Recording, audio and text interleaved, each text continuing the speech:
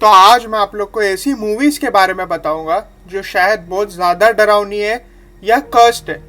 तो ये वीडियो में आप देखिए। तो ये वीडियो में आज मैं 4 ऐसी मूवीज के बारे में बताऊंगा जो आप अगर देख चुके हो तो मुझे कमेंट करके बताओ आपका एक्सपीरियंस कैसा रहा। अगर आपने नहीं देखे हो तो प्लीज़ कभी नहीं देखना, मैं आपको स्टोरी बता देता हूँ, आप इसमें ही देख के समझ जाएंगे क्या स्टोरी है। ये कर्स्ट, आप पूछ रहे हैं कर्स्ट का मतलब क्या है? कर्स्ट का मतलब है श्राप। किसी ने श्राप दे के गया वो मूवीज में, जो अगर देख लेगा तो आप मर जाएंगे। मैं आपको कहानियां बताऊंगा एक एक करके।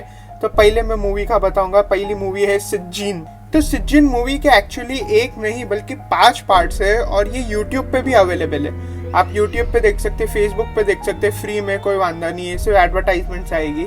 लेकिन ये मूवी कहते हैं कि वर्ल्ड की सबसे डरावनी मूवी, द फर्स्ट पार्ट है ना जो सिज्जीन, वो वर्ल्ड की सबसे डरावनी मूवी है। वो SICCIN बोलते हैं उसको, सिक्कीन बोलते हैं, मगर वो टर्किश लैंग्वेज में सिज्जीन हो जाता है। तो ये मूवी मैं बस 2 दिन पहले ही देख रहा था। तो मैंने जब देखना स्टार्ट किया तो मुझे लगा कि नॉर्मल है।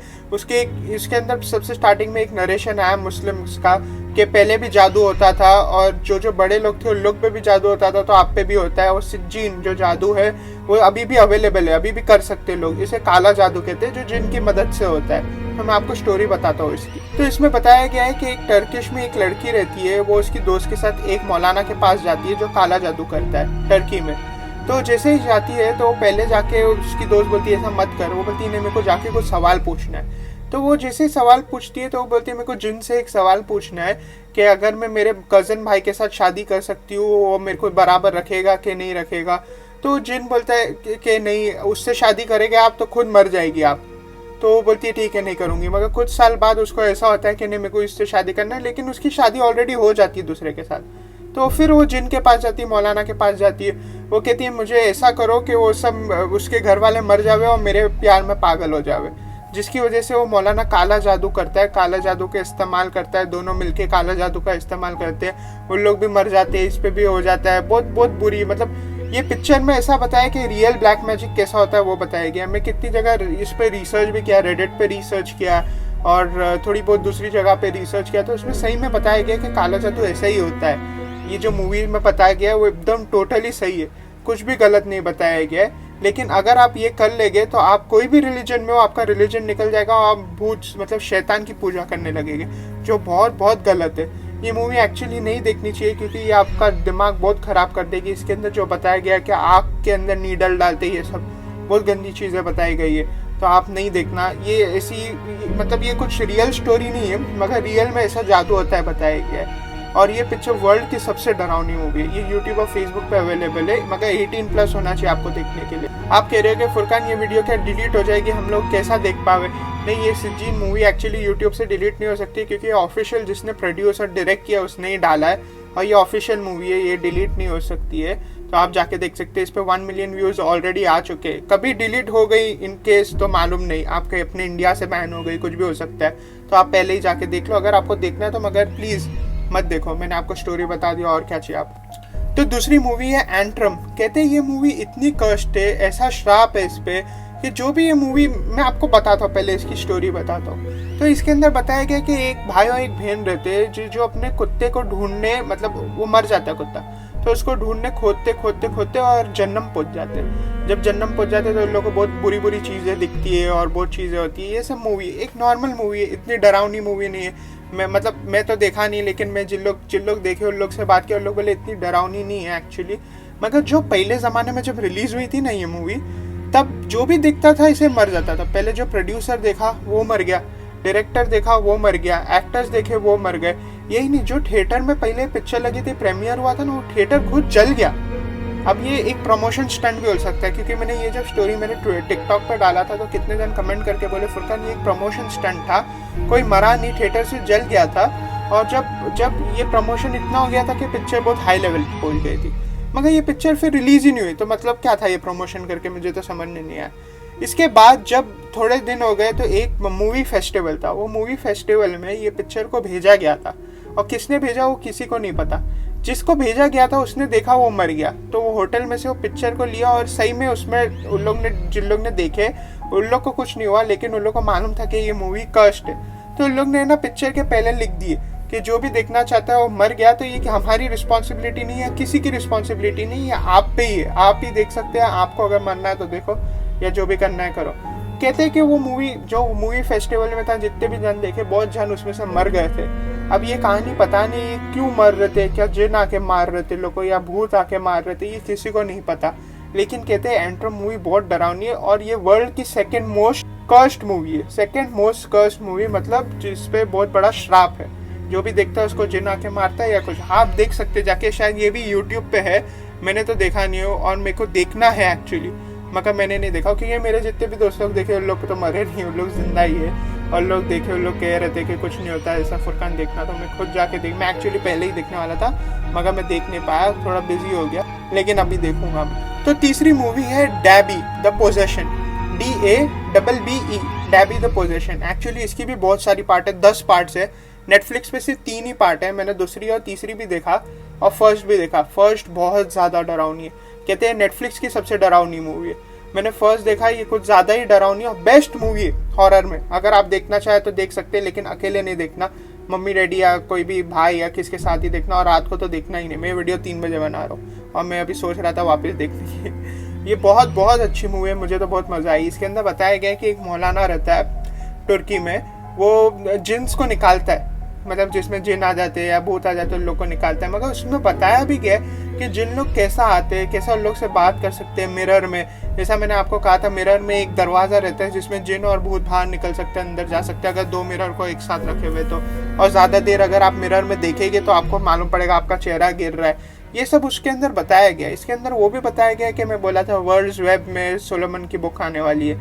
वर्ल्ड वेब यही अपना इंटरनेट ही है, ये सब उसमें ऑलरेडी बताया गया। मैंने आपको उसमें से रेफरेंस दिया था। ये बहुत अच्छी मूवी, मुझे तो बहुत मज़ा आई थी। एंडिंग थोड़ा ख़राब हो गया। इसके अंदर पोजेशन बताया गया है कि एक जर्नलिस्ट रहती है, वो मौलाना के पास आती है, रिकॉर्डिंग करती है, देखती है कि जिन भगा रहे हैं, मगर वो बिलीव नहीं करती। वो बोलती है आप सब झूठ बोल रहे हो, आप सब झूठ चीज़ कर रहे हो। तो मौलाना उसको अपने घर में इनवाइट करता है। जैसे उसके घर में इनवाइट करता है तो जर्नलिस्ट बोलती है अगर आप सही में ऐसा सब करते तो मेरी बहन खुद पोजेस्ड है, आप घर चलो, हम अगर उसको उसमें से आप भूत निकाल लिए तो मैं मान जाऊंगी कि आप वो मौलाना हो। तो बोलते ठीक है। जैसे ही जाते हैं तो बहुत सारी चीज़ें उन लोगों को ख़राबी मिलती है कि विलेज में ही कुछ प्रॉब्लम है, क्योंकि जैसे ही जाते भूत दिखते उन लोग को, कुछ गिरने लगता है, झाड़ गिरने लगते।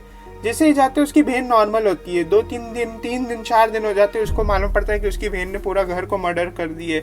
और फिर लोग पूरे विलेज में ढूंढते तो विलेज में एक आदमी रहता है जो बोलता है कि ये झाड़ में ही भूत है, उधर का भूत इसके पेरेंट्स ने ही उसको मार दिए थे, फिर वो वापस आ गया था, उसने शादी कर लिया था, उसके पेरेंट्स ने, उसके बाप ने एक जिन से शादी किया था जिसके बच्चे में से वो है वो लड़की, वो सबको मार देगी सबको। बहुत अच्छी पिक्चर है, अगर आप देखना चाहें तो ये मूवी आप देख सकते हैं, ऐसा कोई प्रॉब्लम नहीं है ये मूवी में, मगर बहुत बहुत अच्छी मूवी, मुझे तो बहुत मजा आई थी। इसका नाम है डैबी द पोजेशन।